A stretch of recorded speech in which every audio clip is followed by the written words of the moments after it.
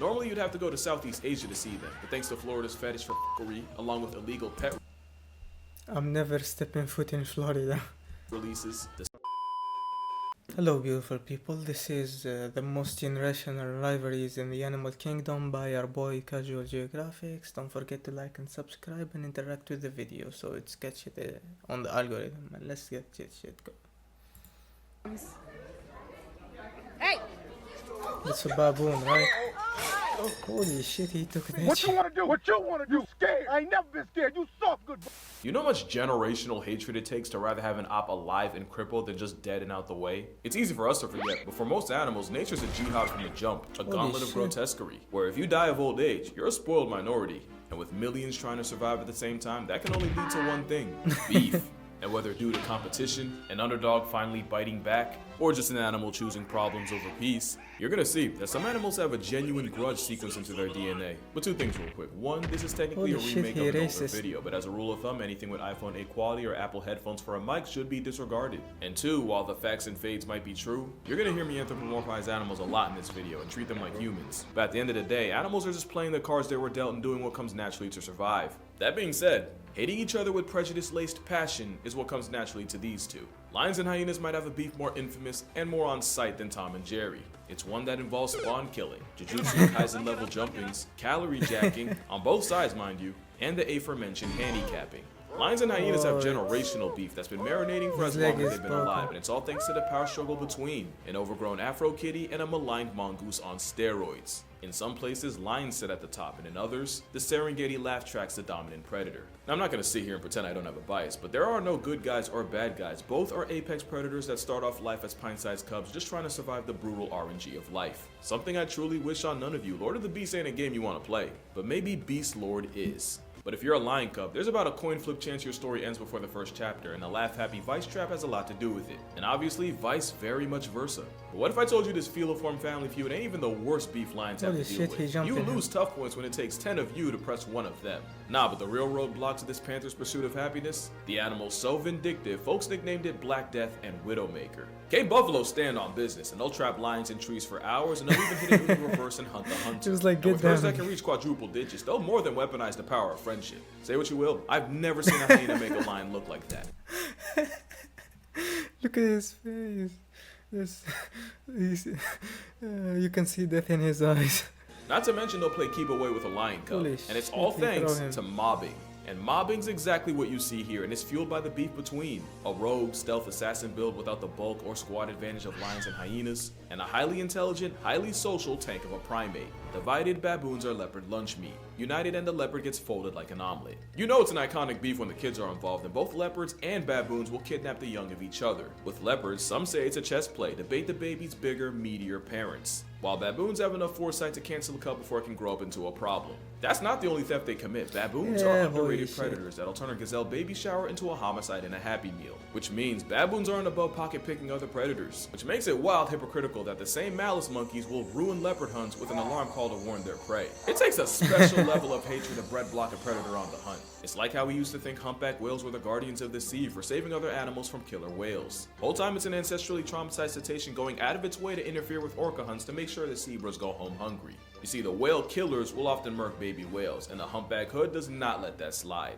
And it's not just on sight, any sense is an invitation. One time a pair of spite-powered humpbacks sabotaged a group of orcas after a gray whale calf and proceeded to harass them for 6 hours straight. Seals, sunfish, and apparently even penguins have benefited from the beef. As the humpback motto states, no orca alive shall prosper. And that's on pod. It might seem like the leopard gets grief religiously in this beef. Just know when the lights go out, it's a different story. In fact, it's the busted night vision and being the best tree climbing cat that makes it a bane to baboon. So I'd say it's pretty even. And if you're wondering what happened to him, he's fine. And the very next day he was seen trying a trio of porcupine, so clearly his risk calculator's broken. But at least baboons have numbers on their side against an athletically disrespectful feline. Imagine having problems with the biggest cat on the planet and having to run that fade solo.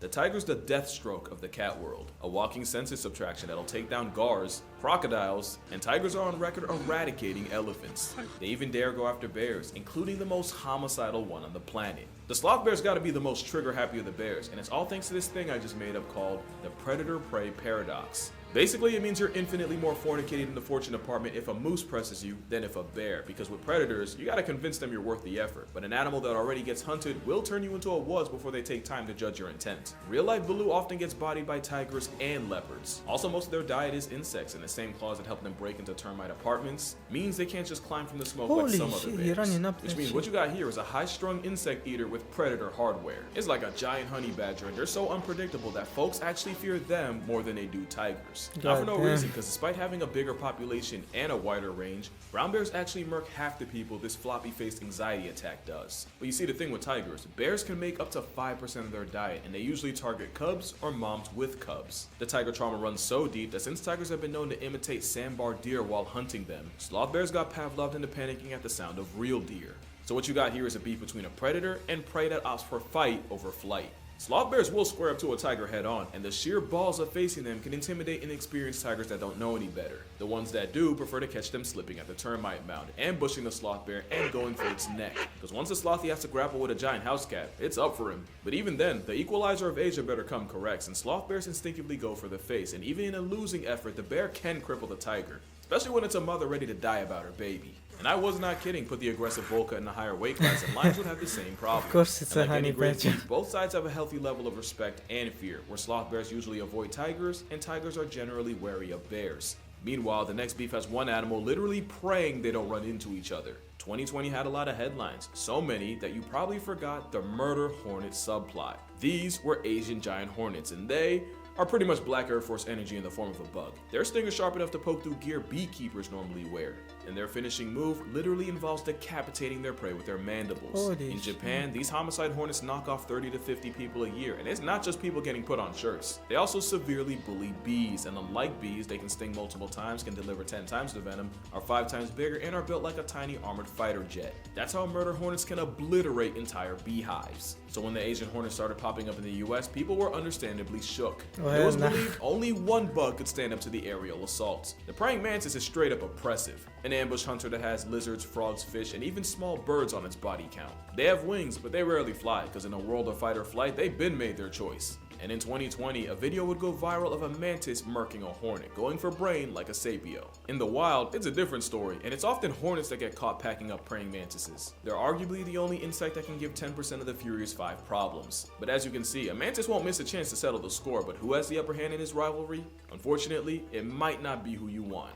According to scientists, it's usually the mantis taking the L, so much that mantises are actually a well-documented source of food for the hornets. And while the God-fearing kung fu roaches get their licks in when they can, pretty much everything has to go right for them to come out on top. But also, you peep how the Terminator termite ripped off its legs before eating it alive. Don't try and tell me this ain't personal. The sad truth is, this hornet was actually anesthetized before it got manhandled. They literally had to nerf the hornet to gift wrap a W for the mantis. The mantis might not be the answer against a Bundy bug, but damn it if they don't give them a fight. Hell, so do bees. The honeybees have been known to swarm an offending hornet and vibrate so hard, they literally cook the wasp alive. And while both bees and mantises get their moments, this is the first beef to have human intervention. But it's not like the next beef, which was 100% caused by humans. The heaviest snake on the planet is the green anaconda, and the second heaviest is currently slithering all over Florida. The Burmese python can measure nearly 20 feet long, weigh up to and over 200 pounds, and kills anything from dogs to deer to birds to bobcats. Normally you'd have to go to Southeast Asia to see them, but thanks to Florida's fetish for f***ery, along with illegal pet I'm never stepping foot in Florida. releases, the same predator that puts the noose in nuisance is now a legitimate part of the population. They were first seen in the Everglades in 1979. Today, they're hundreds of thousands strong. There's even a theory that in 1992, Florida folded to Hurricane Andrew, which leveled a python breeding facility and allowed them all to escape. Today, it's believed that for every one python that gets sighted, there's hundreds if not up to 1,000 that don't.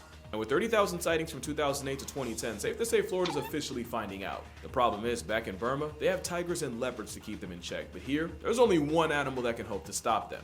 Alligators are a prehistoric assault weapon, and on the rare, they've been known to murk cougars and black bears. And as predators without prejudice, they'll also feed on smaller snakes like the python.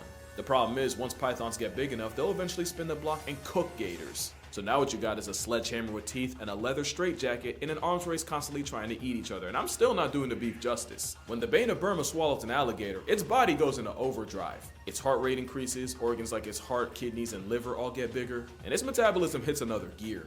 Not only can a python digest a whole alligator in only a week, if Dr. Steven Secor of the University of Alabama is right, it actually takes less energy for them to down a gator than other options like rats or pigeons. I bet you think that's metal. Wait till you hear what he pulls. Because pythons will actually read their victim's heart rate while squeezing them to death, so they know when to stop. Problem is, alligators can slow their heart rate all the way down to 2 to 3 beats a minute. This means the snake can end up calling it too soon and prematurely start swallowing the gator alive, only for it to struggle hard enough to bust through the snake like a messed up jack-in-the-box. Well, they both died, but nothing says beef more than if I'm going down, best believe them taking this 2v1. That's how ugly competition can get. And this is the other side. Foxes and owls have no love lost, and it's for the classic reason of them pretty much having the same grocery list. Also, foxes will swipe owl chicks, and some owls like the eagle owl will murk them right back. But it's the snowy owl and the Arctic fox that run into each other the most, especially with the white Air Force building nests on the ground and foxes being willing to steal from anyone. Most of the time though, it's a lot of this, a lot of posturing and a whole lot of hold me back. Whether it's an owl-fox feud or a reptile dysfunction, most animal rivalries just start with them trying to put food on their plate. But what about a beef between animals working together? Octopus will straight up deck fish in the face, and according to science,